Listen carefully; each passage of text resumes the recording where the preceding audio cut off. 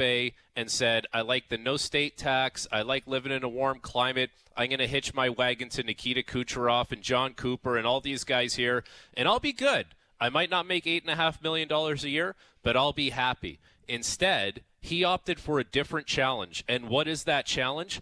It's the one that everyone talks about. Like the optics here, the Toronto Maple Leafs have taken a lot of losses here recently, whether it's like media pressure because of Marner or bad performances last year, the uncertainty of Austin Matthews.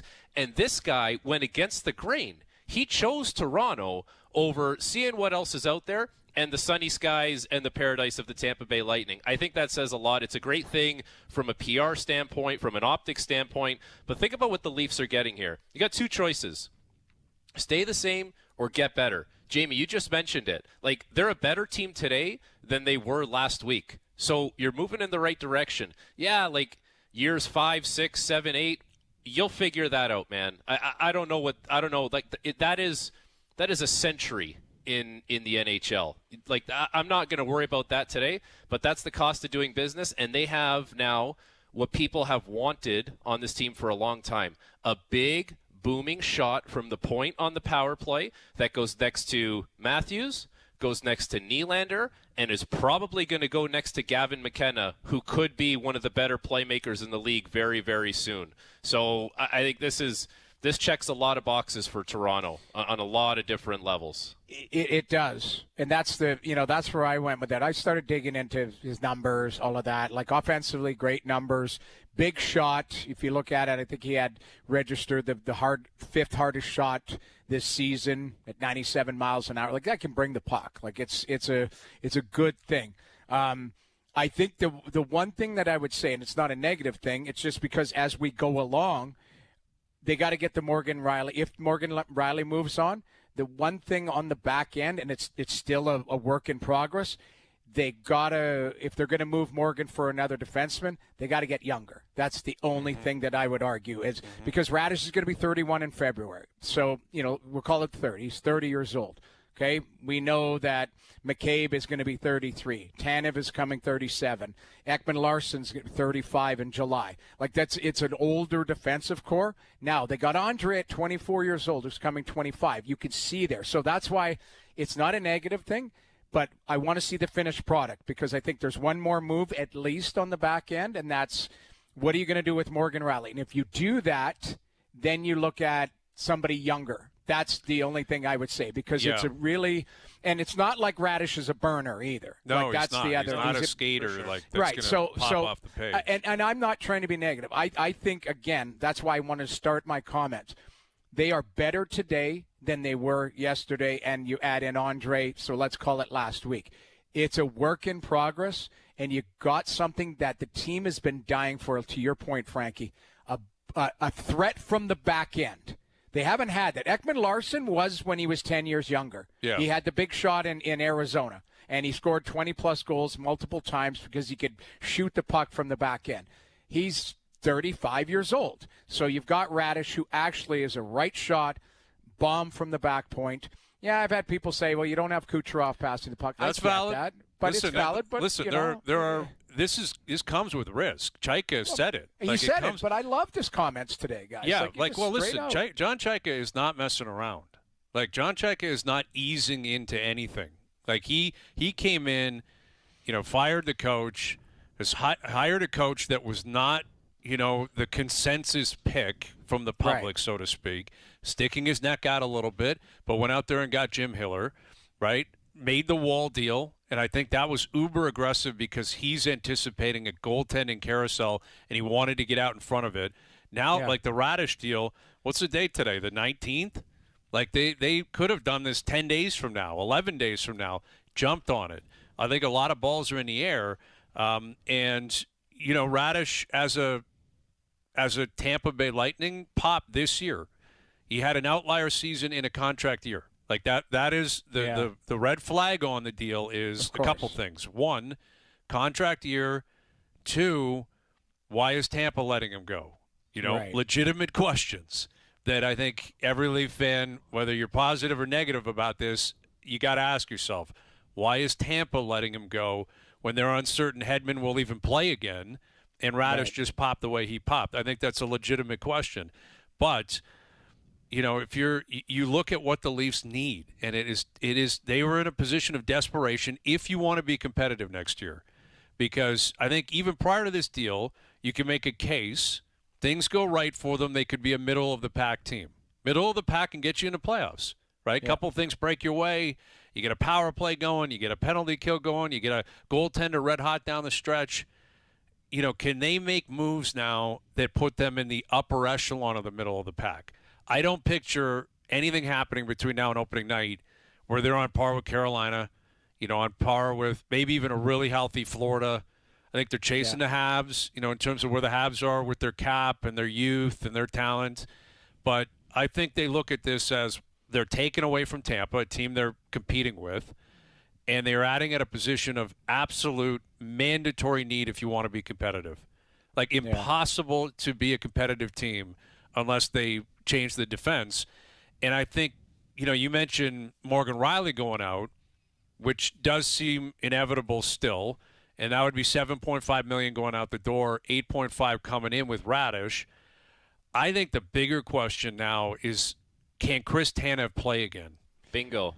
Wow. Can he play? If he can, and if he's Chris Tanev from a year ago, that's a huge game changer. Yes, it is. Think about that, Hayes, because now all of a sudden you have your Chris Tanev healthy with Jake McCabe pairing back together, playing against the marquee matchup. You can put Darren Radish with OEL. OEL can play his strong side. And now you're living in a world where Brandon Carlo is playing on your third pair, and he's not getting overly stressed out because you're asking him to do more than maybe he's capable of right now. Like I talked about it on the morning show today with Gonsi and AK, but it doesn't have to be 6 guys out, 6 guys in. It can be a few guys in, and then a few guys have better seasons they did last year, because last year didn't go well for a lot of guys who are capable of more. So that is on the table as well for a guy like Brandon Carlo, and Emile Andre is just a different philosophical player than Simone Benoit. Yeah. Let me throw something out here. Maybe this is Wackoville here, but I would argue, because I'm trying to look at exactly what you said. Chris Tanev will be 37. He played 11 games last year. He hasn't played a full season in a while. 2 years ago he got to, but we'll be realistic. Let's say if he can get to 50 games next year and be. But I still think, who would be your top pairing? I still think the Morgan Riley. I still think there's somebody else out there. I don't think you're just getting a Christian Soucy type of guy, a 6'7". I still think there's more there in John Chayka. That's just my opinion. Right. Maybe want or need, but that's the one thing that I want to come back to what you were talking about, Brian, is Carolina took big swings. They didn't hit on everything, but they took swings.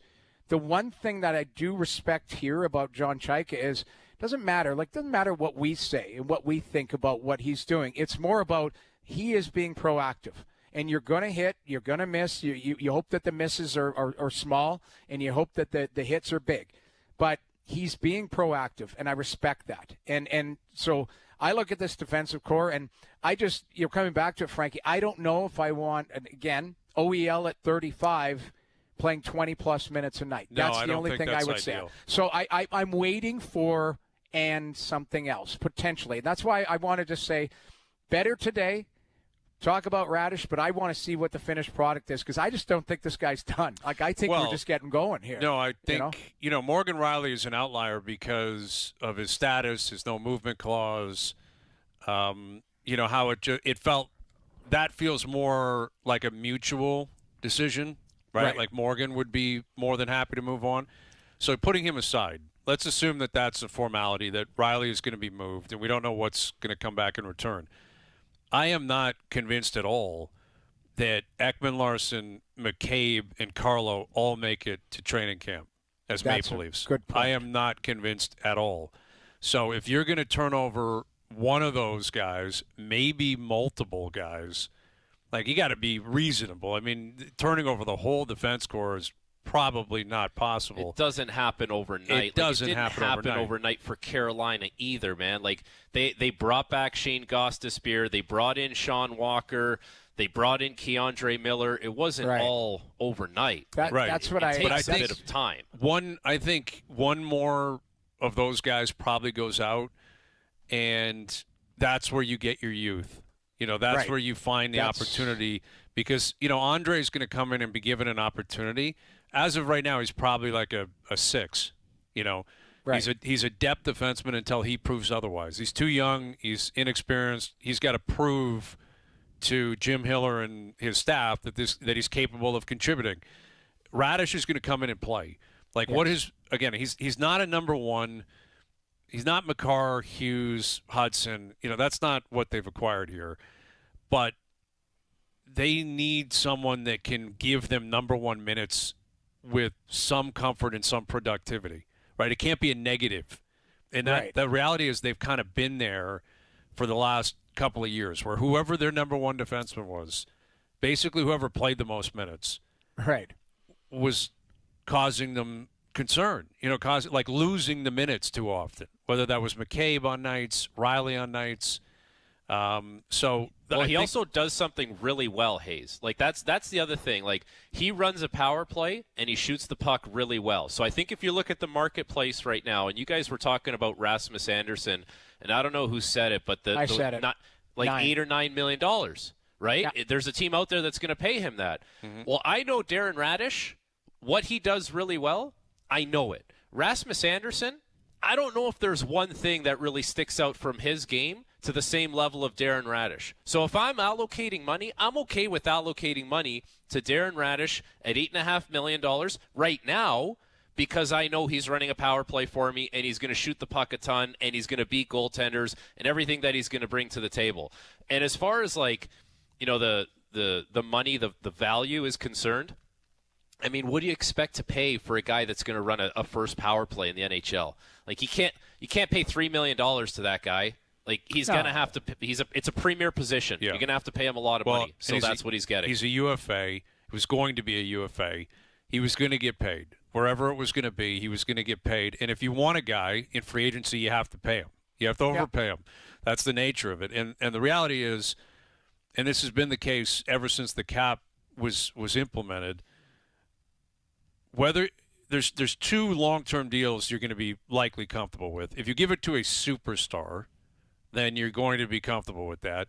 Or if you give it to a 22-year-old, 23, 24-year-old, and you're getting them in their prime, right? Yeah. Anyone outside of that description, which would include Darren Radish, you're taking a gamble, and it is more than likely not going to be great at the end. If you're paying someone a 7-8 year deal at 30 years old who's a really good player but not a great player, then that's definitely you're rolling the dice. But you're doing so because you feel you need to, and because you like the player. He's from here, and you're trying to send a message, if you're John Chaika, to your players. I think Austin Matthews probably in particular. We got to get this power play cooking. Clearly they feel like they can find an edge on that front. Yeah. And Hiller's known as a power play guy. That's what he did when he was in Toronto. And last year, not acceptable, right? That's why Chaika's here. That's why Hiller's here. The old guys are gone. Yeah. Not acceptable. We're moving pieces. We're making plays. We're spending money. We're bringing in some quality guys. I think it's a message that had to be sent, and I'm sure Matthews in particular is happy to see it and hear it, because he's been sitting back saying, what are we going to do here? Well, pull your weight now, and let's see if you guys can get back in the playoffs. I think it's a move that had to be, like, if you're addressing it. If the mandate clearly from Keith Pelly to John Chaika was like, you've got to make the playoffs next year. Blowing it up is off the table. Right. So this is the move. It's funny. I had people reaching out to me saying, if this was Darren Radish signing with XYZ team, how would you feel about it? And I'd say, well, again, you have to take the good with the bad. I'm looking at the good. I think he's got a big shot. I think he can run a power play. He can play 20 minutes a night.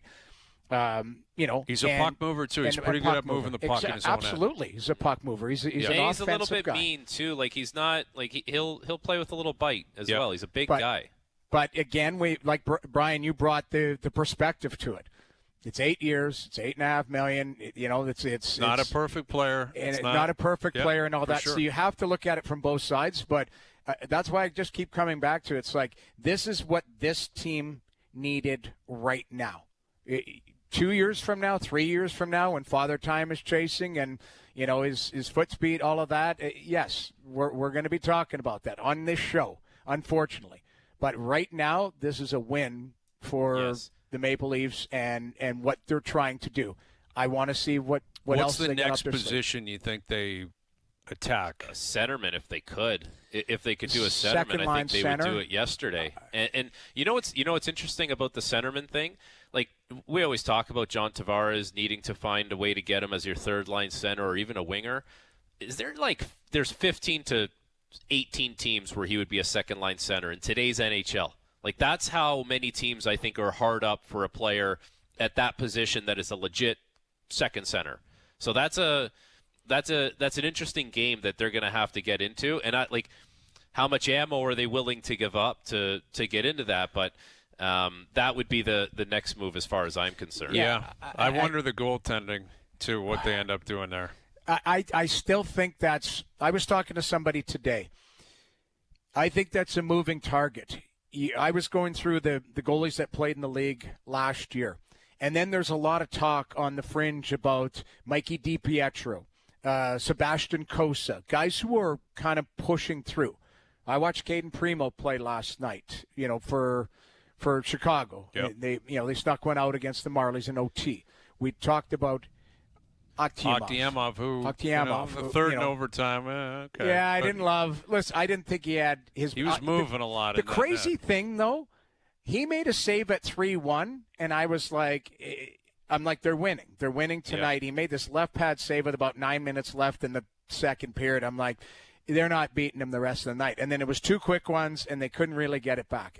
They got an opportunity to do it tonight. It's not a perfect Get back on the horse tonight. Talked to some of the coaches last night, and they just said, we don't do things the easy way, but they still get it done. So good opportunity. Akhtiamov, if he really keeps lighting the world on fire, and Hildeby's a really good goalie, is it far-fetched to think that you could sneak Stolarz down at some point once everyone's got their goaltending positions figured out? Because he's injured a lot. I don't know. We just saw the return for Joseph Woll. Did we not overvalue Joseph Woll in this market? It's not far-fetched as far as I'm concerned. Here's what I want to say about the goaltending position, and we should shine a light on this. Okay, Dobish, 24-year-old rookie, did pretty darn good for the Montreal Canadiens, right? Mm-hmm. Brandon Bussey, 27-year-old rookie, yes, came off the bench, but got the job done. That position is such a unique position. So you can't when we look at experience, I get it. And I get caught up in that, going, this guy's only played X, Y, and Z. But you only get your first opportunity one time. So, maybe next year they go with Stolarz and Artie, because Artie played great in the playoffs, and he has a great rookie season, like Brandon Bussey just did, and had 31 wins. I don't know, but I think they at least want to have a pathway and some flexibility there. So I just don't think, Brian, like you bring it up and say, the goaltending position, I don't think they're in on like Hellebuck, and I'm not saying you're not suggesting that, but I'm just saying he's out there possibly, yes, right, potentially. But I'm just saying, I think they might be sitting pat to go, we've got some depth here. It might be inexperienced, but we like our young goaltenders, and let's see how this all unfolds at training camp next year. If we do get a better team in front of them, if we get Mobile D that can move the puck out, if we have a defensive system in Jim Hiller who has done a really good job in LA that way, maybe you address the roster in front and it doesn't expose the goaltenders.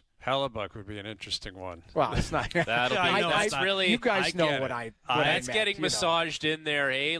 It's really getting massaged in there right now. And by the way, I think it's fair for people to point out that, what does Tampa Bay know that everyone else doesn't know? Fair. Why are they letting Darren Radish go? We just saw Tampa Bay do this with Steven Stamkos. You know what I could totally see happening, and I'm just throwing this out there I have no knowledge of it? John Carlson. They could probably sign John Carlson for 2 years at a reasonable cap hit and say, we'll take the 2 years and you'll run our power play and we'll be very happy about it. Yep. I think you're probably right. They'll find a way. They'll be competitive. How about that match in Vancouver last night? We're going to head out there next, catch up with James Duthie. Duthie was in the house for it. History was made in Vancouver. 6-0. What a night. Canada's through. Like, we're through the group stage. Go get Switzerland next week. We'll tee that game up. Look back on how great last night was. Taylor Hall coming up today. Johnny on the Radish signing and what else could come with the Leafs this upcoming offseason. Frankie's in here. OverDrive continues up on YouTube Live.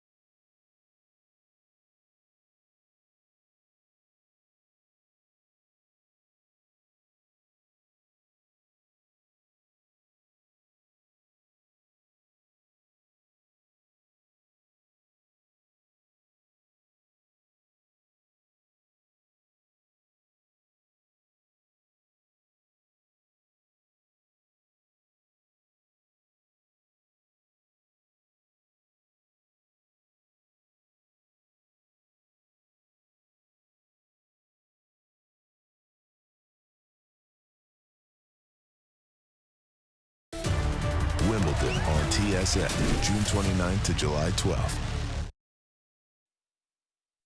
Today, this is the moment on TSN 1050. FIFA World Cup 2026 coverage rolls on with Scotland in tough against Morocco. Plus, Brazil faces off against Haiti. It all starts at 6 p.m. Hear it all on TSN 1050. The FIFA World Cup 2026 lives here. Now, Back to Overdrive with Hayes, Noodles, and the O-Dog. In Friday, brought to you by Boston Pizza, Canada's favorite sports bar. Enjoy $15 lunch at BP where you get an entree, a side, and a drink, and you'll get it all in 20 minutes or less. A fast lunch doesn't have to be fast food. See you for a $15 fast lunch at your local Boston Pizza. James Duthie coming up live from beautiful Vancouver, British Columbia. What a scene last night. And I am red hot with my picks, man. I hit David anytime. I could have hit a David hat-trick parlay last night. Yeah. I think and Takia Canada with did. an outright. I think Takia did a hat-trick parlay, and she won I think she bet $5 and won almost $300. You're kidding me. I did Yeah. not see that. Yeah. Takia Singh knows her stuff, man. Like she finds sharp deals and sharp money out there. Crazy. And yeah, it was an awesome scene. Like you could feel it immediately. Like when Laren scored, you're like, they're not looking back here. Like Qatar has no chance. And then obviously when they went down to 10 men and then eventually down to 9 men, it was like literally Canada would have won 6-0 without a keeper in that last night. Was it drubbing? Like, yeah. Qatar didn't have a shot on goal. Like it was just the whole game. You would think your like screen was frozen if you had it on in the background with no volume. You'd think they're constantly around Qatar's net, and 6-0. They've never won a game at the World Cup. Now they're up to 4 points in the group stage. If they can get a draw against Switzerland next week, they're going to win the group, and then that opens up the opportunity to stay in Vancouver. Like it just has been a dream come true, with the exception of Ismail Kone's injury last night, where he broke his two massive bones in his leg. It was gruesome. But he's had surgery. We're wishing him all the best. And Canada, they're in a very good place. Let's head to Vancouver now and catch up with a man that was in the building. There he is, James Duthie, joining us here. JD, you've been to a lot of events, man. I've seen some hyperbole, some people claiming that was the largest sporting event in the history of the country last night. There was a golden goal scored down the street in Vancouver 16 years ago. You were in the building for that. How would you compare and contrast kind of what it was like last night to other massive sporting events? Yeah, I was thinking about that before it happened. And, Farhan, I'll just name names. Farhan, who's been here for everything in Vancouver, said in his hit in our pregame show that it was the biggest event ever in Van. And if you would ask, when people ask me the biggest events I've ever covered in my career, 2010 is always number one on my list. And I probably need some perspective. I don't think this passes that, because that was a gold medal game in the Olympics in your own country.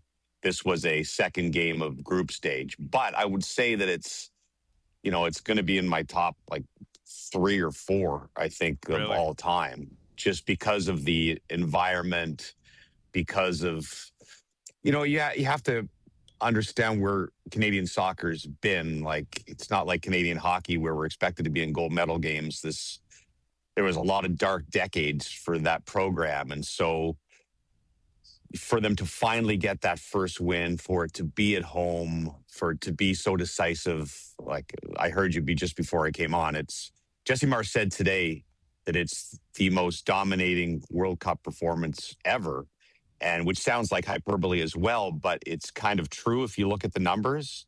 I think there was one I heard yesterday that, one of the soccer analytics, there was 97 touches by Canada inside the box of Qatar and 1 by Qatar. And that is just unheard of. It's, the 32 shots or whatever, I thought I was back doing a Leafs game or something. That doesn't happen in soccer. So, like I said, I don't think it can top a gold medal game in the Olympics in your own country. But like I said, it's right up there on the coolest things that I've ever witnessed.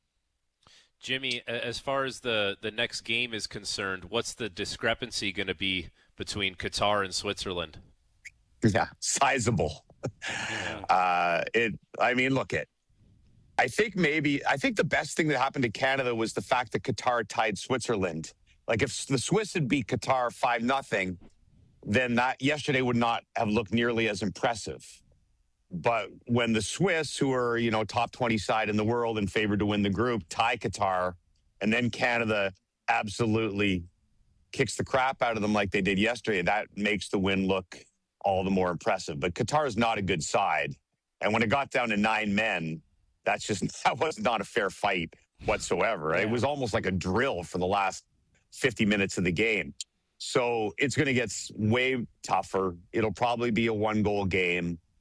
But I think that, with that crowd and everything, and now only needing the draw, although that can be mentally, I think a couple of the players were saying that to me, it can mix with your mind a little bit, only needing a tie, right? You want to go into a game wanting to win.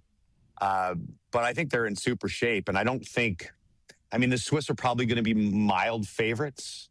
But if you factor the draw into it, Canada might be slight favorites just to be able to draw the game. And to be in this position, Hazy, I heard you say it before, like this is a fever dream for Canada. Jesse Marsh was saying all these things before the tournament.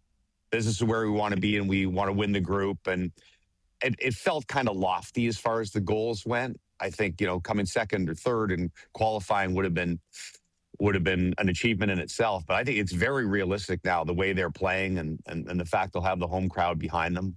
And then you stay here, you get a game against the third-place team in the round of 32. I think the thing lines up that if Portugal wins their group, they'd be here for the round of 16. So if they can get that draw or win against the Swiss, like the doors are going to open up for some really fun times in the next couple of weeks here. Big time with James Duthie from Vancouver. Looking back on history last night, Canada beating Qatar 6-0. Now the injury news, there was some give and take last night because I'd like you to begin on the Kone injury, what it was like in the building. It watching in Toronto, it sure felt like the Canadians were not happy and remained unhappy even after the match, where there was a bit of a dust-up. So, start with that, Jimmy. But on the other side of it, Bombito got in. Moise Bombito got in at the end of the game. I think that was really, really significant that he got some minutes in. And what was your understanding on Davies in the end? Because, they didn't give him any free minutes. But, start with Kone and then the other guys. Kind of start with the negative and then get to the positive in terms of the injury front. Okay.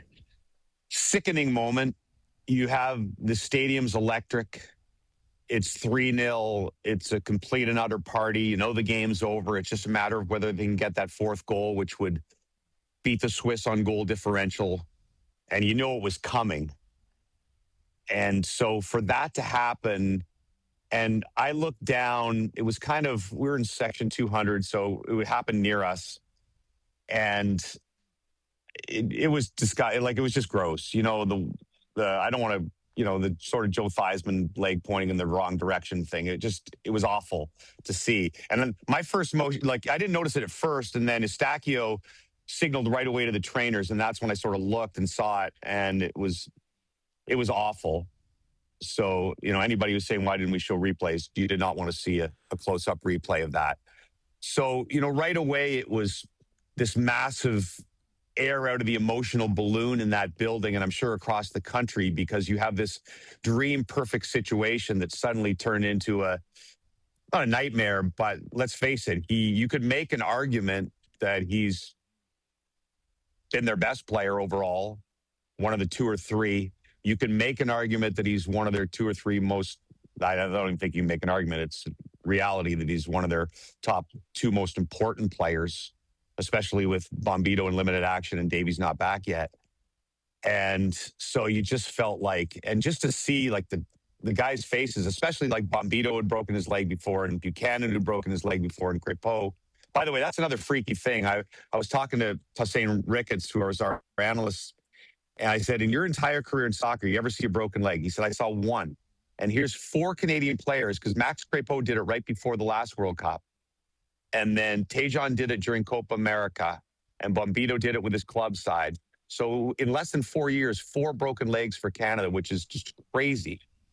So neat story Jesse told today is that, he went to Vancouver General. 3 of the top surgeons at Vancouver General were just at home watching the game. And as soon as they saw the injury, they got up and went to the hospital. And the three of them performed surgery, I guess, together on Bombito. So he got really good care.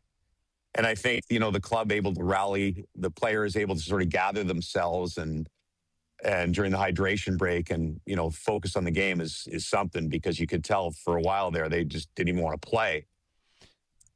The fact that Bombito got in, look, it wasn't really a test because it was so lopsided. He barely had to run for 45 minutes. He had a couple of jogs. Right. He had a few touches, but it wasn't like it will be playing against Switzerland where you'll get challenged all the time. So it doesn't mean he'll start against Switzerland. I'm not sure it does yet. That would be another leap forward. But to play 45 minutes, I think we'll definitely see him against Switzerland. We may see him starting against Switzerland. If that's the case, it'll probably be him and Defougerol, because you're not taking Defougerol off. So maybe Cornelius would be on the bench, but if not, maybe he'll come in for Cornelius at some point. So yeah, you're right. Major importance there. As for Davies, I don't think he was ever going in yesterday. And Jesse said today at training that, we're still going to monitor him. I still probably think it's going to be the round of 32 that we first see him. I guess he's possibly going to be available if he continues to progress at some point this week. I doubt he starts against Switzerland, but, I didn't think we were going to see Bombito for 45 minutes yesterday either. So I only know as much as they tell us. Jimmy, walk us through the dust up there, the end there. I mean, what was, was it? I thought they were going to go on center field. I know. I thought they were going to toe-to-toe. And, Marsh is right in there. Like, he's a competitor, man. I love him as a coach. Well, first of all, some of that, just so a little inside baseball, but, FIFA has 40 cameras. They do a great job covering this thing. And then we have, I think, 2 or 3 extra cameras on our own. But our director, Franklin, FIFA does such a good job, doesn't usually touch it. But FIFA was not showing that, I don't believe. I believe those were our cameras showing the scrum. So I'm not sure the world audience even saw that. But most of it at the very end involved the staff. It got a lot of good trainers, Canada. I think there's some good hockey guys in there. So they were mixing it up pretty good. But apparently, I think Qatar and Lopetegui, the coach there, was upset. It wasn't Jesse was upset that they were arguing it should have been a yellow.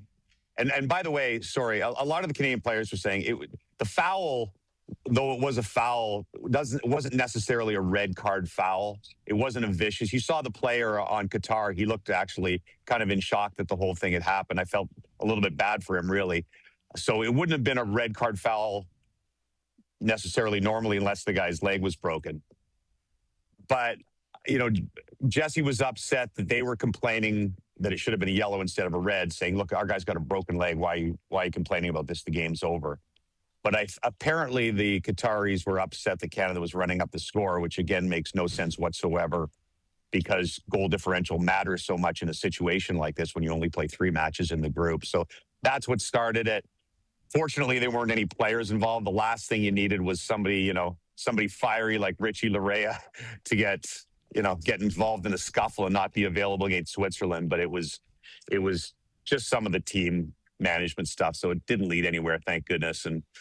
But I liked it. I mean, the whole game was like a 3-part Crave series, right? If you think about it, the history involved in that win would have been enough, but the injury and then the tussling back and forth, which I think all adds into the history and how memorable this game will be for everyone.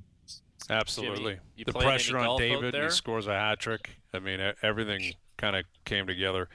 All right. Well, we'll let you get back to whatever you're doing. Frankie asked Jimmy, an important question. Did you call Capilano or Marine Drive or any of those places out there? Are you trying to sneak out? You got a lot of time between this game and next game. Look, I've been really focused on the job at hand here as a professional broadcaster. I've been at training every single day, doing reports.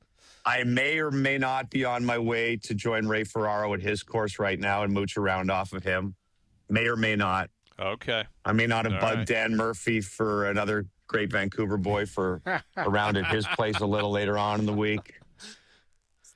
I may or may not have bothered a pro I know out here, Ryan Hawley, maybe get me out. So I've called some friends, but this today and about an hour from now will be the first time that I've actually hit him, and- Frankie. I'm not like before you you go and O in at the Memorial Cup where it was like 36 a day before you show up and pretend to work for a game. And you also, last but not least, you ran into a buddy of mine maybe last night, or I don't know when that was. I got a picture today. So. Oh, I kind of buried the lead here. Is that so? The crew went out for a little meal after the game and a couple of pints, and I shouldn't be talking about this. Stevie Caldwell and Kevin Kilban, legends, and absolute legends out here, just superstars. Sorry, I'll get away from all this noise. But at some point, I won't do either accent justice. But it was like, Jimmy, you got to take us to the Roxy. And so Kilban and Caldwell made the Roxy debut last night. It was not disappointing, and I may have run into a friend of Noodles there. So it was a show. I left them there. I've been going to Roxy for 30 years, and I think after about a half an hour, I was like, I got to get out there. But I left Stevie and Kevin, who are. Did you see the thing Probably last still week where they had a live camera on them as they were running to the set 8 minutes before air? They're the best. Yeah, well, they're doing a great job. They're just the greatest. They're the greatest. Everyone's plugging along. All right, James, say hi to Ray for us. We'll do it again soon. Thanks, boys. Take it easy. There he is, James Duthie, joining us from Vancouver. Mike Johnson coming up, Taylor Hall as well. Overdrive continues, TSN 1050 and on the TSN app.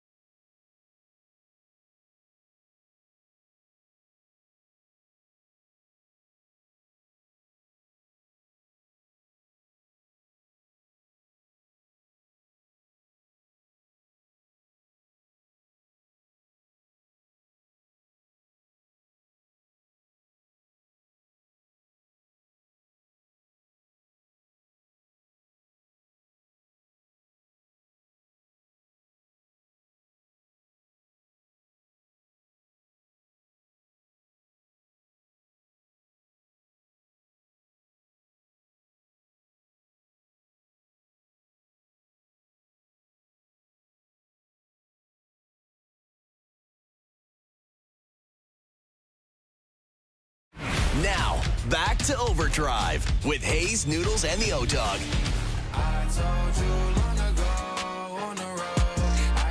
All right, Mike Johnson, Taylor Hall, still to come. The Golf Report is driven by Subaru. With a Subaru, you get more standard features than you'd expect and great lease and finance offers you won't want to miss. Hurry into your local Subaru dealer today. Effectively, the U.S., which was actually brilliant trolling, to his credit. Like, found a Jack Hughes American jersey on the rink hole, threw a dart to about 3 feet and tapped it in for birdie, and then melted a bit on Sunday, and the crowd was giving it to him. But I thought he handled it incredibly well.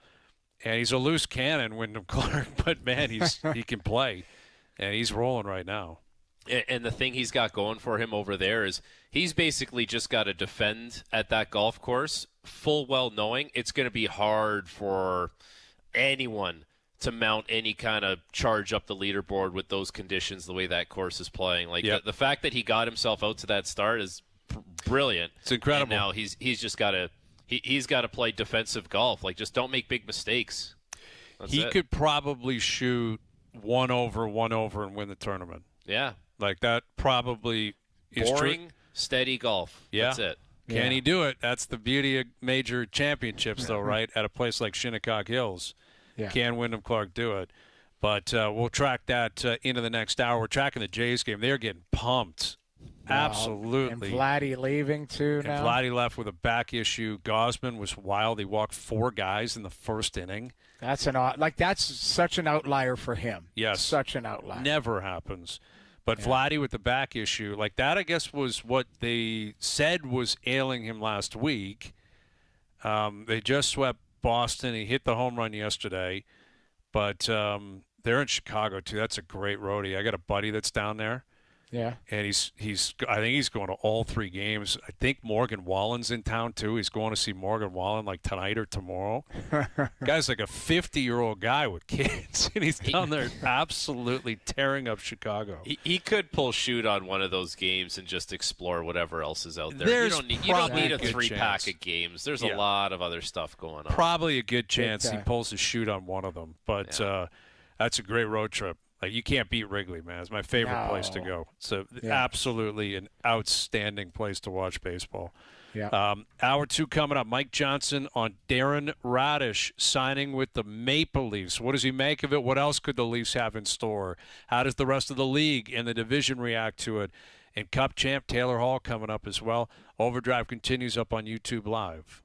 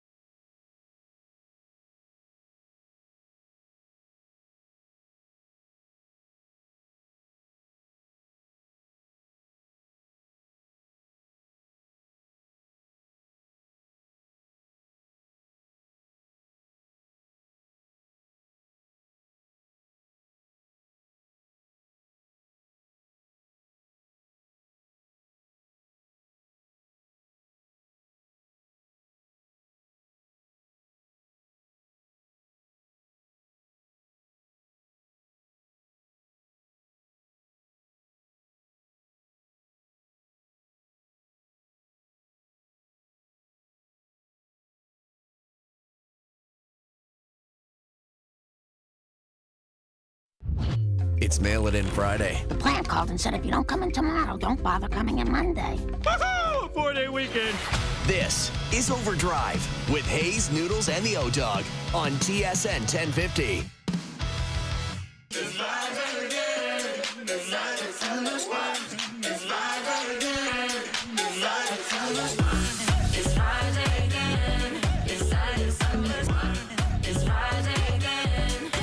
Hour 2 OverDrive continues, powered by FanDuel, bringing you more ways to play your game your way. Brian Hayes, Frankie Corrado, Jamie Noodles, McLennan, Taylor Hall later in the hour, Mike Johnson coming up here in a few moments.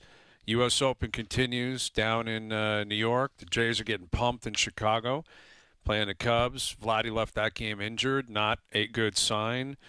And the World Cup continuing. You got the Americans who continue to roll. Scotland's playing, which means the scenes in Boston will be electric.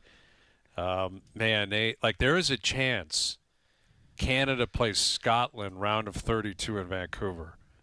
Like a distinct possibility that could happen.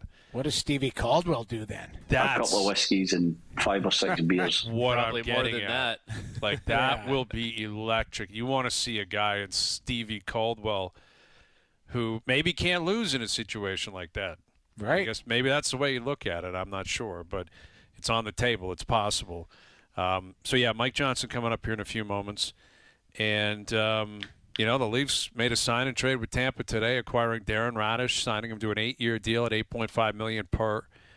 They made the Joseph Woll deal the other day. They hired a coach, Jim Hiller. Like, it is nonstop. Well, they won the draft lottery. Like, they fired their old coach, old GM. The Leafs, they are a content-making machine.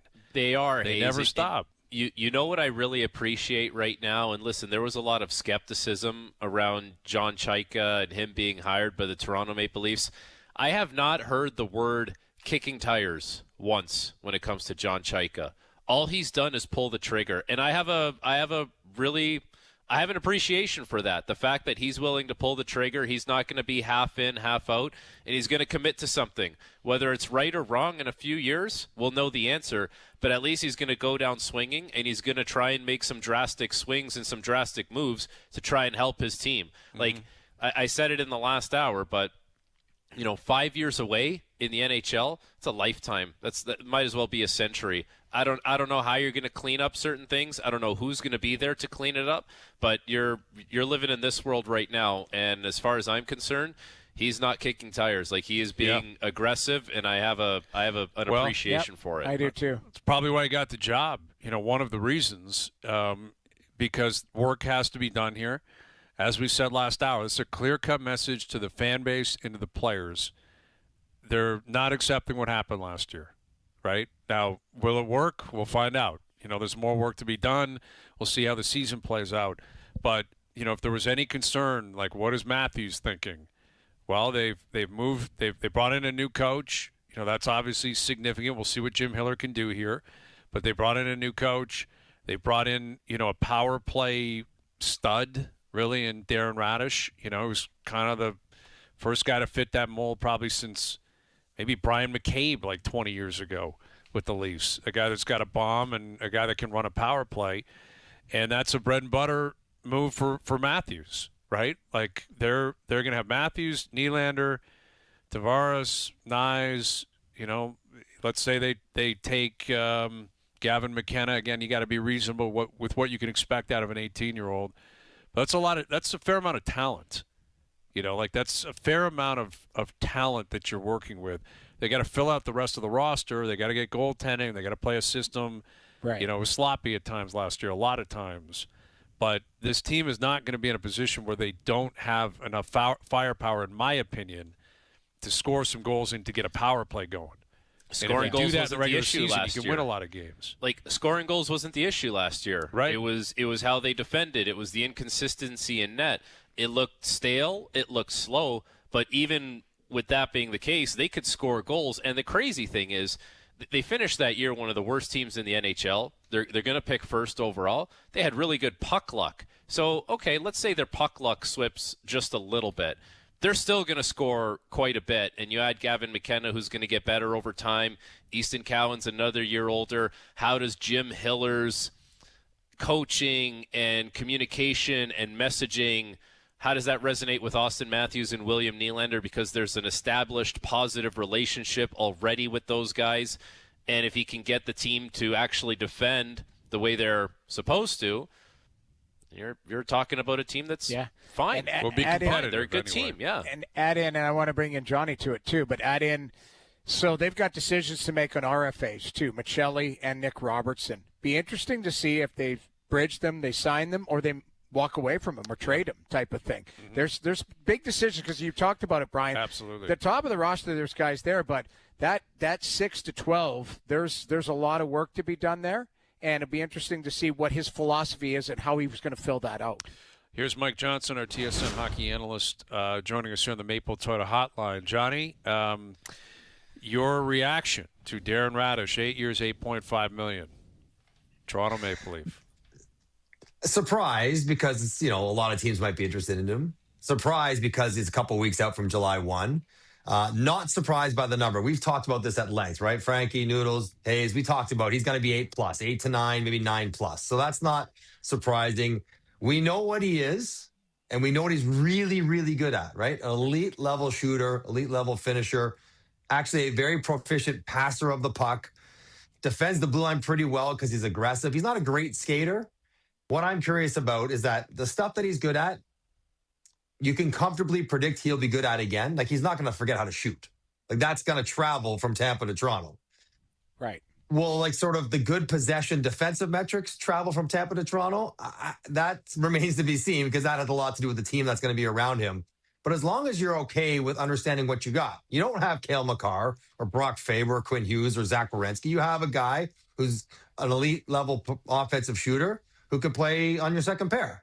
And maybe the luck changes this year and he gets 50 points and 14 goals. And if that's okay, then I think you'll be fine for the next several years on that contract. Maybe by the end, it might not be your favorite, but whatever. You're not worried about that right now. It's so far down the road. The cap could be $140 million by then. So, yeah, not surprising that he signed somewhere like this. Maybe a bit surprising that it's the Leafs. But I do like it. Frankie, I heard you say it earlier.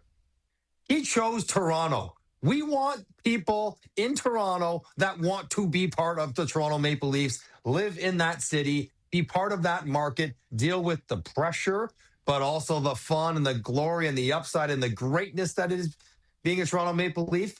I want guys that want to be there. And if the fact, yes, I guess he's got a big contract, but he could have got that contract elsewhere. He could have got that same amount of money elsewhere, and he chose Toronto, and that's a good thing. And also, hey, John Chaika, we'll have to evaluate the moves as we go. Coach, goalie trade, this signing. He's not waiting around. He's hitting the ground running. I give him credit for being proactive. The number one thing I have said for months for Toronto is that they have to improve on how they get out of their own end, how they advance the puck up the ice under control. He's taking steps to try to do that. It's not going to make him a perfect team. It's not going to make him a cup favorite, but they're better at it today than they were a week ago. And that's a step in the right direction.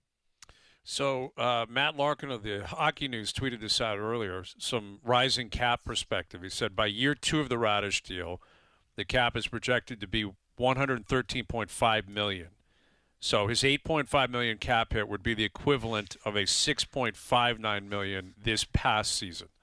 So, it's like the numbers are exploding here with the cap. It's a big number. It is a big number. He's 30, and that's only going down, Hayes. That's all that percentage, that equivalent is only going down. By year 3, it's going to be the equivalent of 5.5. By year 4, it's going to be like a $4.5 million defender. That's a 5-6 right now in today's NHL. And so, how long have we been asking for a shooter, Hazy, on the power play?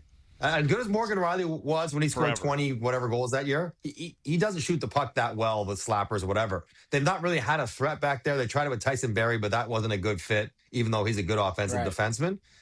And, with Matthews there and Nylander there and the overplaying of Austin Matthews because of the way he shoots the puck, to have another threat that's not through the seam, that from the top or rotated to the side that can score, a power play that was, it was pretty good actually when Steve Sullivan took over for the rest of the year. should be consistently good. And that's an area they're going to have to be good because they're taking steps. They're not going to be a dominant 5-on-5 team, but they can be really good in the power play. And we saw 2 years ago how a power play really helped propel them to first place in the division. So it's a good signing. He's a good player. Obviously, he got that kind of contract. Good on him, and good on the Toronto Maple Leafs for being proactive to go get him. If you were looking at the way the Leafs power play was going to line up today, pre-drafting Gavin McKenna, it would be Radish at the top, it would be Matthews on a half wall, it would be Nylander on a half wall. For me, all three of those guys like to shoot the puck. They're not Kucherov. They're not dishing it with the slick, feathery backhand slip pass under a stick. But at some point, Gavin McKenna is going to be there. Like, how do you kind of juggle that at some point, Johnny? If that's the guy that they're going to pick, that he's working that position. Is he power play 2 to start, then go into power play 1? How do they work that ecosystem? Frankie, you just said an ecosystem. You go in that room and tell me if Matthew Nyes is still on the team or John Tavares, you going to take them off the first power play so the first overall pick can go there? Or Willie or Austin or the guy you just gave $68 million to? I don't think so. And if you're going to take John Tavares off the first power play, then you shouldn't even have that's what he has to do going forward for the Toronto Maple Leafs because he's so good at it. So, right. Yes, I think second unit, and I say Willie can certainly open up avenues and become more of a passer if he wants to. Yes, he can still shoot it. He might not be so pass first like Kucherov might be, but they got guys that can throw it, pass it around. Eventually, maybe when John Tavares is 2 years away and then Nyes goes to the net and somebody else goes to the bumper and McKenna's there, or if Austin Matthews is even here in 2+ years, you can figure that out. But as great as Gavin McKenna is going to be, I don't know walking him into the first unit. I don't know. I don't know if you can even justify taking one of those guys off there in the short term, given how good they still are on the power play. So, Johnny, we were talking about Radish's fit with this group. You said second pairing, whether it's first pairing, second pairing, he's going to play top 4 minutes, right? Do you think Chaika's done on the back end? I don't think he is. I think there's one more move. You obviously have to deal with Morgan Rielly, but if you move out Morgan Rielly, who would you like to see, or what type of player would you like to see come in replace of Morgan Rielly? A steady, solid, two-way puck mover guy, right? He doesn't have to be an offensive guy. You want him to be able to defend. You want him to not be small, unless he's going to be elite, which won't be the case. You want a guy who can, defend a little bit, pass the puck up the ice, and be counted on to be responsible. You want a young Frankie Corrado. That's exactly, you know what I mean? Like, you want that guy. Yes. You know what I mean? Yes. But you know what I mean? Doesn't have to be exceptional at everything, but just good at the stuff that he's good at. Because I still see a lot of this hinges on Tanev being healthy. And if Tanev is healthy, then you could put him with McCabe. McCabe's still on the team. And they're really good together. And Jake McCabe doesn't get himself as many problems by doing too much because he has Chris Tanev there to help him do more than enough. And then you have Radish. Who's playing with Radish? Obviously, right now it would be OEL. I would almost prefer to have OEL and Andre as a third pair and somebody else. Give me a second. And he can be a left-handed shot right now, right? Because you have Tanev righty and Radish righty on your top 4. So he can be a left-handed shooter. A guy like Jake McCabe would be aggressive, but a guy like that to play in the second pair as well. And then you have Carlo to contend with. And Morgan Rielly, it seems more likely than not, he's not going to be on the team. I don't think they're getting a good player back for him, but they're going to get, they'll open up space and money to go address that one more defensive change. So play the role of Austin Matthews. How are you reacting to the Wall trade, to Jim Hiller being hired, and to Radish now being acquired? Positive steps, still wait and see if it translates on the ice. I like the vision. I like the idea. I like the risk execution. But we'll see. We'll see what happens on the ice. I'm assuming that he has a good relationship with Jim Hiller because otherwise Jim Hiller probably wouldn't be here if he didn't. So there is that. But, Craig Berube he probably had a good relationship with too, and it didn't quite work out the way that everybody wanted. So, yes, it's all steps in the right direction, but they still have a ton of cap space. They're going to have more if Morgan Rielly leaves. And there are several changes they still need to make the team better personnel-wise. And then the big question to me is, what do they play like? And what is their style? And Jim Hiller in LA was a very good defensive team. I don't know if that's because Jim Hiller is a great defensive coach or because that's the residue of Todd McClellan being there when they were exactly that. Did he just carry over that kind of stuff in LA? I don't, not quite sure, but that's what the last piece of the puzzle to me. Like, let's see how do they move the puck up the ice? What's their neutral zone? How does he use Austin Matthews? Does Austin Matthews have to take defensive faceoffs still and start against every team's best line still? Or does he free him up to do other things? That will also be impactful to how Austin is feeling about everything going forward. I was there when Jimmy was there. Like, I spent a year and a half with him.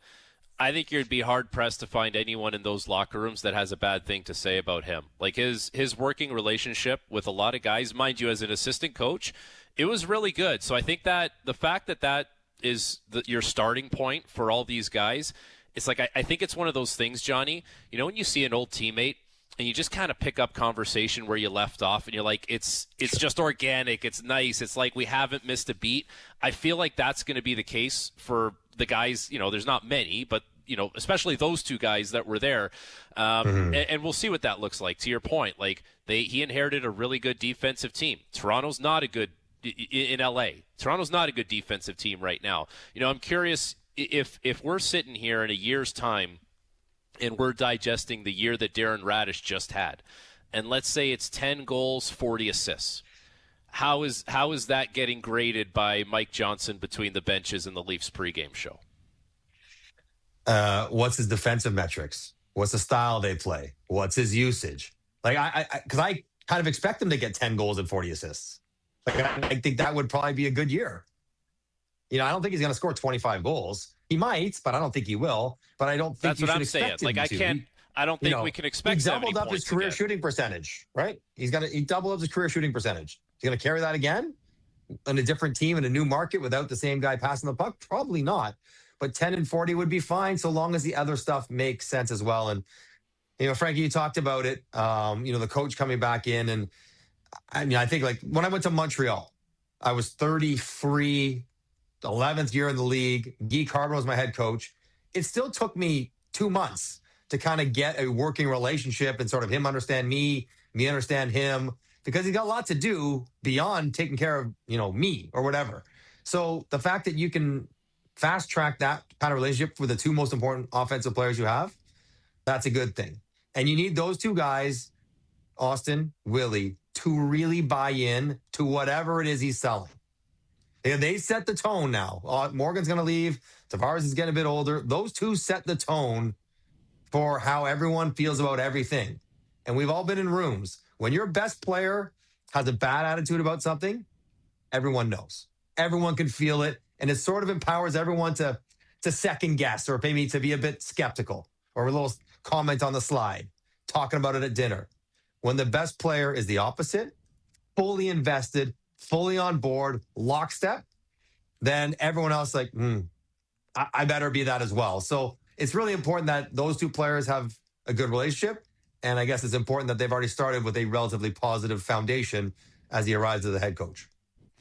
Johnny, the addition of Radish, Andre, who's a good skater, do you think you mentioned the style of the team? Now, Chaika's not done yet, and I think he's got lots of work still to do. But do you think it's important for two things? He has to get younger and faster, where the league is progressing to. I mean, Radish isn't a burner, but he's a hell of a player. But that's, but again, this team wasn't known as a fast team. And I think we see where the league is going. Is it important to get these signings, the next ones, if you're moving out Morgan Riley to bring in X, Y, and Z, that player has to be younger and faster as well in a scenario. Do you think that's something that they want to get to as far as style? It's got to be a priority. It really has to be, Noodles. I mean, I guess there's the odd older player that's fast, but generally speaking, once you're 33, you don't skate as well anymore. Like, you're just not as fast. That's just human nature. So, yes, Chaika alluded to that when he brought in Andre. It's like, he's 24. Like, we need guys in that window. We don't have a lot of depth in that sort of healthy young player that can contribute. So, absolutely. And if you're trying to elongate this window, this Austin Willie window beyond 2 years, then you can't be bringing in all 30-year-olds who are then going to be, 33, 34, 35 and beyond as Austin gets to those ages. You need to bring in 23-year-olds who then go through their 20s. Absolutely, Noodles. I just sat there at the final watching Carolina skate the doors off of everyone in the playoffs. Like the one thing they do, compete and all that other discipline, they skate across the board. I talked to Justin Williams, talked to Rod Brindamore, talked to everyone around that team. The number one thing they look for in their players, guys who can skate and guys who are competitive. They got to go find that because calling the games, they were slow. And it was kind of heightened by the way they played, the way they dumped it in and chased it and never got there. They looked slow while doing so. Yes, younger, faster would be definitely part of any mandate they have, rounding up another 3, 4, 5 positions. And just as an aside, guys, like I don't know what's going on with Max Domi. I don't know where his health's at. I mean, kind of a scary situation for him. But like, who's the third line center now? Like, do we? Like, I'm not exactly sure who's going to play that position. Wow. It's got to come from, to me, TBD? in a perfect world, it's John Tavares, because you go and find a second line center. That would be my perfect. Right. Yeah, same Again, question. I want to leave that up to the general manager to continue to do his work here. That's where I'm going with a lot of this, and that's why I brought it up earlier. He's got cap space, but he's got lots of work to do to round out a lot of those situations. Because we brought it up, Brian. Like I was going to mention too, Max Domi's off the board. Like that's LTIR. He might be on Robida Island, and you hope he's all right. All of that type of stuff, but he's not available to you for any time in the foreseeable future. So it's another player you've got another hole. He played a lot of minutes. Yeah, Max played a lot of minutes, and Nick Waugh's gone and Lawton's gone, and those are guys that chewed up. And Max can minutes. skate. Say one thing about him: he can still skate. Like on that team, he is one of the faster forwards at just skating around the ice. So. Yeah, so I say third line center because they're easier to acquire than second line centers. Noodles wants a second line center, which is that much harder. So I don't know where they get it, I'm but saying. they need it. You know what I'm saying. I know what you're saying. I want the flexibility. In a perfect world, I'd like the flexibility that you can push Tavares to the wing. Because as you get older and slower, and Father Time's chasing him too, I would like to see him in a scenario where he could actually continue to do what he does, because he's a true pro. He comes to play, all of that. But being a winger, Johnny, you talk about it. There's less responsibility there. There's, you can make your way up the ice. You don't have to be the first one back and go and win the low battles, all of that type of stuff. That bodes well for an older player. So I'd like to see, when it's all said and done, maybe Tavares on the wing, on third line, second line type of thing. And that's where you've got some depth to do that. Easier said than done. I'm just they got to go find guys on my couch, right? What did you make of Kevin Weeks suggesting that Radko Gudas could be a fit in Toronto? I've talked to Austin about it. It's one of those things, right? Talk to Matthews about that. Like, do you think they'd have to legitimately say, "Are you okay with yes, legitimately, you probably would call him and like, hey, we're going to sign this guy. Just FYI, I'm not asking you permission. But I give you the respect of giving you a heads up. You guys had a tough hit. You're not the only one around the league he's done that to.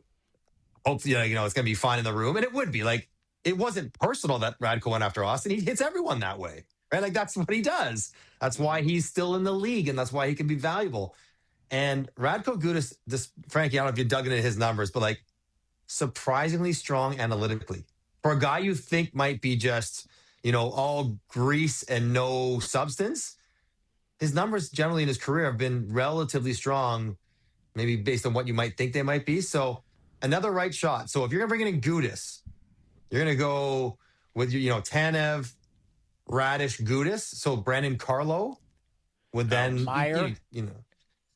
Philippe Myers. I don't want to be dismissive, but that doesn't matter. He's not part of the top 6 conversation. That's organizational depth, right? What's the most frustrating thing about Radko Gudas is that he hits hard and he can play on the edge, and sometimes he's not willing to fight and back it up, but he's actually not bad with the puck. Like, he's kind of patient and makes some decent plays, and he's not like a super skilled guy, but he's not the kind of clunky ogre that you would think he is based on how we think about his game. That's what's frustrating about playing against a guy like that. My only concern, guys, good. you want another 36-year-old non-burner. Yeah, Like not young you look at NHL Edge, he's below 50 percentile in speed. Like I keep saying, I think they need to get younger back there as well. Where's Brandon Carlo? Where's Brandon Carlo in speed? Yeah, I be there as well. Don't kid You'd yourself. be under 50%. Under. I'm saying so you're making you're not like downgrading your speed. I'm with you, Noodles. I'm with you. And you can sort of if Wiley, Chris Tanev is not very fast, but he gets around and is very effective. I mean, I like the player. Again, you have to make the puzzle pieces fit and make sense, not just say, hey, he's a decent player. We'll dump him in with all the other decent players and see how it goes. It has to be fitting with the other guys and fitting with the vision of how they plan on playing, which we haven't really heard Jim Hiller express directly. So we'll see what happens. Other than saying they're going to have fun. Hazy, fun's coming back. Does that mean DJs at practice? Bringing the fun back. Let's go. Balloon animals, whatever whatever you need. Ice cream Get truck. Lady Fun Gaga times are going coming to back. start practice. I love it. I love it. Yeah. All right, Johnny. Well, have yourself a fun weekend, buddy. We'll do it early next week. Thank you for this.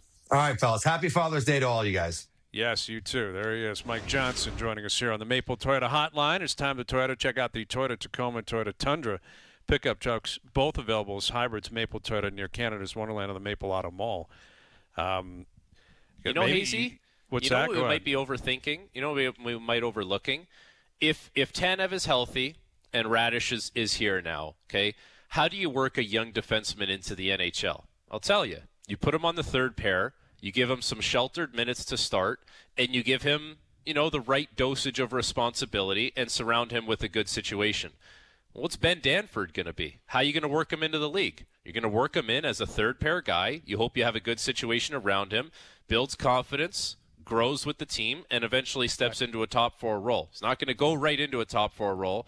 So maybe that's, maybe we're overlooking that a little bit. That's a young defenseman who should play for this team at some point. Right shot, though, another one. Like, that's the only thing. They got a lot of right shot D now. Like, that's, I think it's important with Morgan Riley, like, to replace him with the left shot defenseman that has a 2 in front of his age. Like, that would be the two sure. You got to continue to get young. There's no question that. You got to get younger. You got to have some speed. Now Danford is 20, but he's not ready yet, and he's a right shot defenseman. Yeah. Taylor Hall coming up. Best bets still to come, and we're tracking the Jays, the U.S. Open as well. Mail in Friday brought to you by Boston Pizza, Canada's favorite sports bar. Enjoy $15 lunch at BP where you get an entree, a side, and a drink, and you get it all in 20 minutes or less. A fast lunch doesn't have to be fast food. See you for a $15 fast lunch at your local Boston Pizza. OverDrive continues, TSN 1050 and on TSN 5.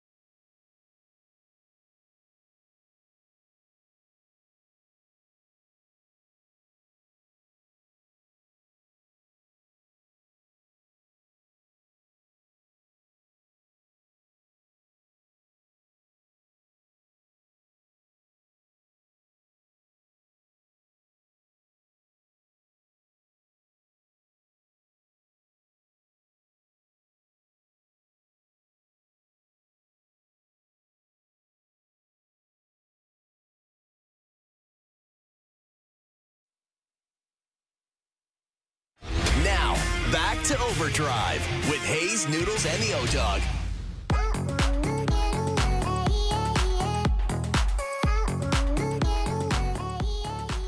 All right, the Overdrive PJ Picks brought to you by TaylorMade. Built better, core to cover and performance seal with micro coating. Switch to the all-new TP5 and TP5X at TaylorMadeGolf.ca.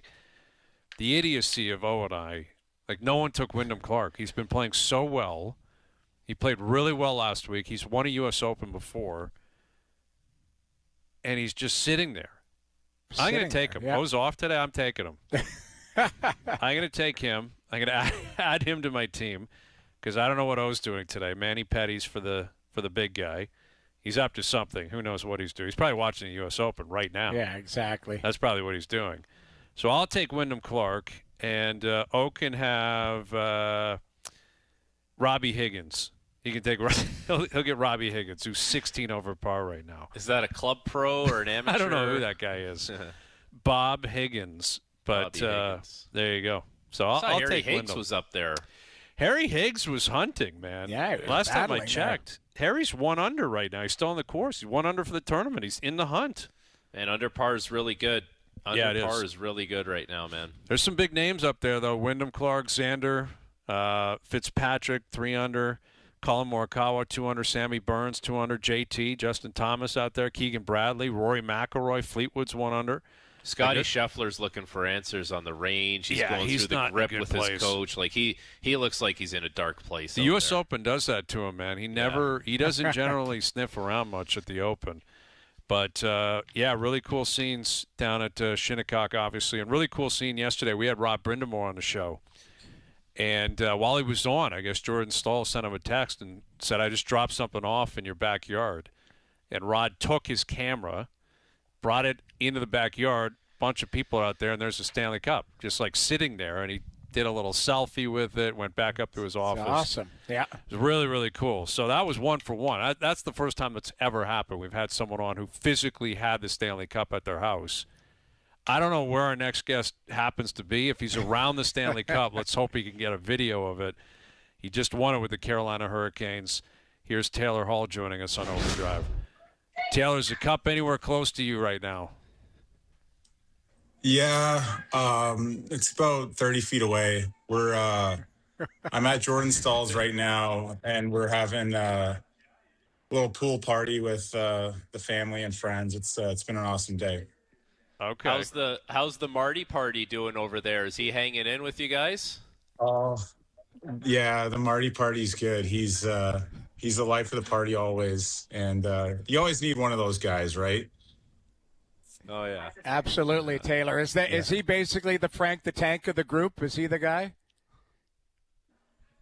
I mean, he's the guy that's always down to keep it going, and he's always the party planner as well. So, like I said, you need one of those guys in your crew. And right when I got traded here last year, Marty was the first guy I realized that. Was one of the culture guys here and someone that would be cool to be friends with. So he's one of the guys that, among many, that I'm super happy for here. So I can see over your right shoulder there's a bunch of booze back there. Like, what is – yeah. There's some booze in your hand right now. Like, take us through the last 48, 72 hours. Obviously, you're still cooking down there. Like what? How many core memories have you made over the last 3 days that you can remember?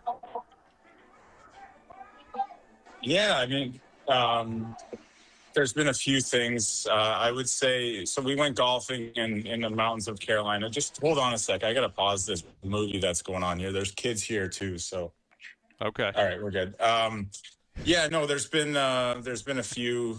I mean, just being around the Stanley Cup, anytime it comes into the room, anytime you're around it, probably the coolest thing is seeing people's looks on their face when you bring it into a random bar or restaurant, especially here in Raleigh. So I don't think it's ever going to get old. I've seen some reports that the Cup has taken a beating the last couple of days. Can you confirm or deny that it's in one piece? Is it dented? Like, how's it looking? From what I understand, there was a staff member that kind of dropped it right after the game. It wasn't any of the boys, I'll tell you that. You can ask Phil. I think we've been pretty respectful of it. So, but I don't really know. I think this is the party Stanley Cup. I think this one is, if it does get dented a little bit, it's not the worst thing that happened, but we can't bring it in the water. We can't really have it get wet. So that's something I didn't know before having this thing. So Taylor, take us through, you come into Carolina, and kind of what's the difference in the other stops that you've had as far as maybe systematic play or having to buy into what Rod Brindamore was selling as a coach and an organization? Yeah, I mean, the style of play is one thing. A lot of detail in the system, in the way we play on both sides of the ice. I mean, I would say there's as much detail on the offensive side of things as there is on the defensive side. Like, everyone likes to make us out to be a defensive team, but, we had the second most goals in the league last year. We've really worked on that, side of things. And I think there's been a freedom in how we're able to play offensively and off the rush. Like, I've been other places where you get yelled at for mistakes offensively more than here. And then I would just, there's off the ice has been a really cool experience. Obviously there's some really good players here, but a ton of good people, led by Roddy and his coaching staff and the organization. And, you never know what a place is going to be like until you get somewhere, but it's been incredible, obviously. And for us to, take a step last year and make the conference finals, and then, ultimately finish the goal this year, it's been so much fun and really a dream come true. Taylor, that group that's been there for a while now, they've also, they've had some tough playoff losses. Did you always get the sense that this group was just poised and they were going to find a way to get over it, or did you sense any frustration? Like, how was the mindset of the group when you first walked into that room? There was some frustration, and I got the sense that, it's great to have a nice regular season and get 100 points and win your division. But ultimately, if we couldn't get over that conference final hump, I don't think that the season would be looked at as a success. So there was that kind of anxiety, especially when we lost that first game in the conference finals against Montreal. We were all just kind of, a little bit pissed off at how that went. And I think that was just rust overall. And once we got over that conference final, once we got that and we were in the Stanley Cup final, I think we were all just, super excited to hopefully take that step. And it was a great series for us. I just watched the replay of the series last night. It really could have went either way in so many of those games. And I imagine as a fan, it was pretty awesome to watch. It was an incredible Cup final. When you say you rewatched it, like, what do you mean by that? Like, how condensed was the whole thing? How many hours did it take you? No, I mean, there's like a 40-minute replay on YouTube with all the goals and whatnot. So, there was like, we could have won that first game. They could have won the second game. We could have easily won that third game. The fourth game was a 1-goal game as well. And just you look at any series, I guess you could make the case that would happen. Freddie, do you mind turning that down for me? Thanks. I don't even know what movie. There's like a family movie on here in the background for some kids that are here. So priorities. And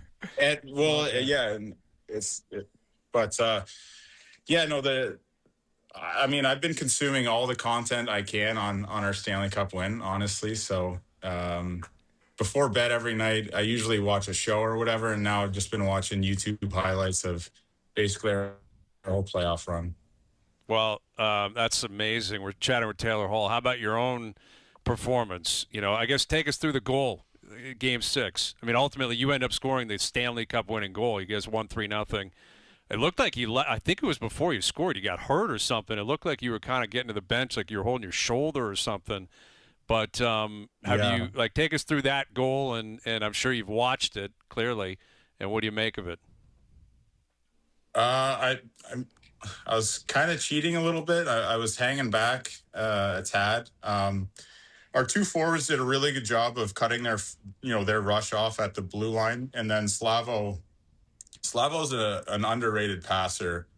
And as the playoffs went on, in the regular season, I wouldn't play a whole lot with Jacob Slavin because how we matched lines, they were always matched up against the top guys, and our line was not. So, but as the playoffs went on the road, you really couldn't control matchups. So I started playing with him more and more, and realized that, like, if he gets the puck on a stick, he can make a play. He can make a long pass. He can make a stretch pass. So I read that, and my dad was kind of on me as the series went on to have a bit of a quicker release, get my shots off as fast as I could. And I had a few point blanks on Carter Hart, and that one I managed to get off, I think, pretty quick.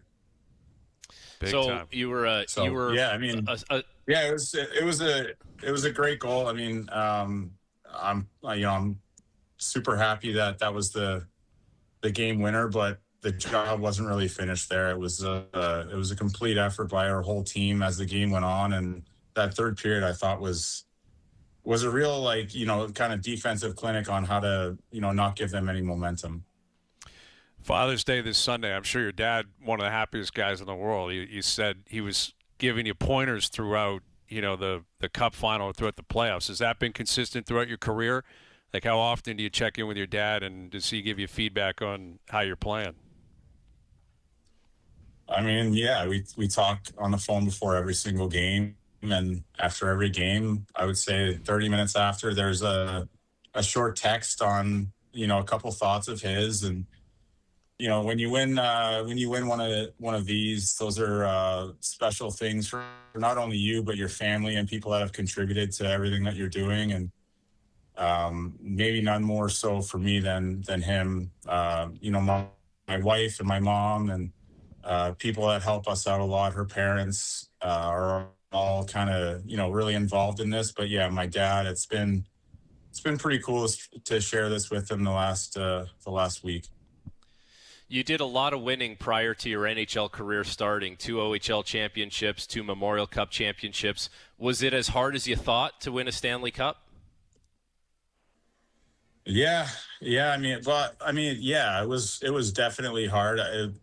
The joy that you feel afterwards is nothing like I've ever felt before. So yeah, it was hard. That last series was very difficult for us. I thought we made it look a little bit easy at times, but it wasn't. It took every single guy on our team. Like, that's kind of the cool part of this, is when you look back on the games and you kind of watch the replays and the highlights again, you see plays that guys made that really contributed to this whole thing. And it's so cool to see, and it's going to be, awesome to celebrate here.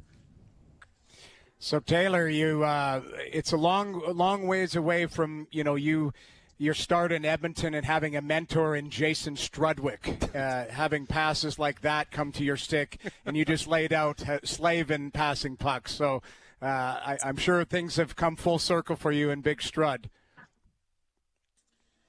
Yeah, I mean, I had a nice visit with him this year when we played in Edmonton. He's a great guy. That whole family is awesome. Yeah, I mean, I got some of the worst passes I've ever gotten from him, right? So that if you can, they always say you can't, a good player will take any pass, and I think that really led me to this point. But no, I mean, Struddy, I always laugh that he always says he's a multi goal scorer, multi-year, multi-goal scorer. Yeah, that's valid. One of the best. That's valid, and probably one of the only few guys in the world that have won more Memorial Cups than you, too. I think. I mean, Strud, I think, had 3 of them, I believe, in his career. He might have had. That's tough to beat, man. Did he have 3? Really? Yeah, I think he got 3. I think he might have got. I think him and Darcy Tucker. They always talk about it. And Nasher, I think, had 3 too. I think. Who knows? Yeah, they had a lot out there. From Strudwick to Slavin. What a career, what a run. Congrats, Taylor. We can't thank you enough. Get back to the party, and we'll do it again down the road. Thank you for this. All right. Thanks, guys. You got it. There's Taylor Hall. That's awesome. Just enjoying life. That was a refreshing drink. That was a refreshing drink, whatever that very was. Refreshing. That's getting you over the hump. That drink. That's just a little. I gotta find a nice soft spot here. Yeah. That's an I can't drink beers anymore drink too. Exactly. We've had enough. They've probably been around the pool for 3 or 4 hours. Yeah. Come do a quick interview. But awesome guy, awesome story, awesome career. Great. First overall, one of the truly great junior players ever. That Windsor team was unbelievable how good they were. He's won a Hart. Now he's won a cup. He was chasing down a Conn Smythe. He was that good. And awesome to hear from him, Taylor Hall. All right, best bets still to come. We're tracking the U.S. Open. Jays got pumped by the Cubs. And the World Cup continuing as well throughout the weekend. OverDrive continues. TSN 1050 and up on YouTube Live.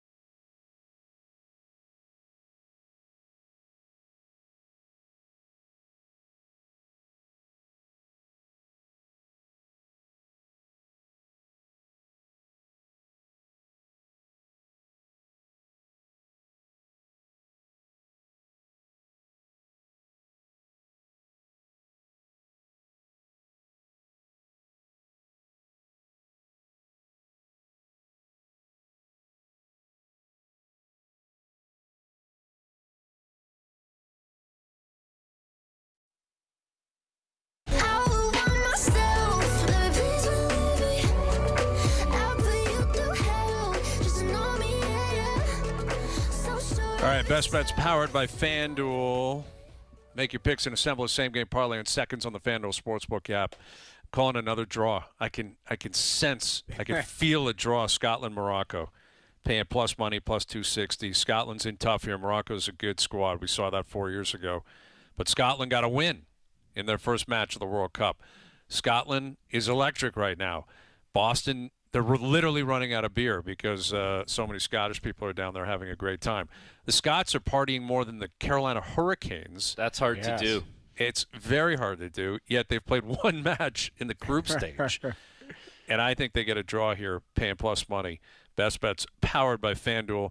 And every World Cup game available courtesy of the FanDuel Sportsbook app. Please play responsibly. 19 plus, physically located in Ontario. No update on Vladdy and his status. Left the game today. Obviously he's not had a great season, but you're waiting for him to get going. And in order for this team to ever really feel like they're moving in the right direction, he's got to be available and he's got to be playing well. So they're going to be holding their breath down in Chicago on what happens here with Vladdy. Leafs are active. We'll see what else comes out of it. We'll see what else they do between now and July 1st. Forget, October 1st. Let me ask you this then. By Monday at 4 o'clock, do you think we have another move? I wouldn't be surprised. Or another significant move in the league. Not just Leafs. Let's just say, do you think there's one other big move by Monday at 4 o'clock? I wouldn't be surprised. I'm going to say yes. Okay. I'm going to bet yes on that. I think a lot of teams are waiting. You're waiting for the Cup final teams to get out of the way. Yeah. And GMs have been talking for months. What are we going to do? Who's available? I think that's going to happen in the draft next week, right? This time next week, we got to believe Gavin McKenna's getting drafted first overall. I think we'd all be very surprised if he didn't. You know what it is? It's a lot of house cleaning stuff for teams leading up to the draft, right? Like they want to be at the draft, in the draft, able to make a move that they want to make, not saying, I got to clean this up or clean that up. That's kind of sets the table right now. For sure. Yeah, we'll see. Mail In Friday brought to you by Boston Pizza, Canada's favorite sports bar. Enjoy $15 lunch at BP where you get an entree, a side, and a drink, and you'll get it all in 20 minutes or less. A fast lunch doesn't have to be fast food. See you for a $15 fast lunch at your local Boston Pizza. All right, Frankie, great stuff. Great seeing you. Thanks for doing this. Thanks, boys. Nice seeing you. The O-Dog will be back next week, and next week's a big one with the NHL draft coming up, and Jays again playing the U.S. Open, full recap, and we'll see what comes out of the World Cup as we move towards a massive game, Canada versus Switzerland next week out in Vancouver. All right, thanks to everyone behind the scenes for helping out. We appreciate it. Everyone for tuning in today. TV, radio, podcast, web, and, of course, up on YouTube Live and streaming soon up on Crave. We're out of here. Enjoy your evenings. Enjoy your weekends. We're back Monday at Jamie, Pete, 4 p.m. We'll chat then.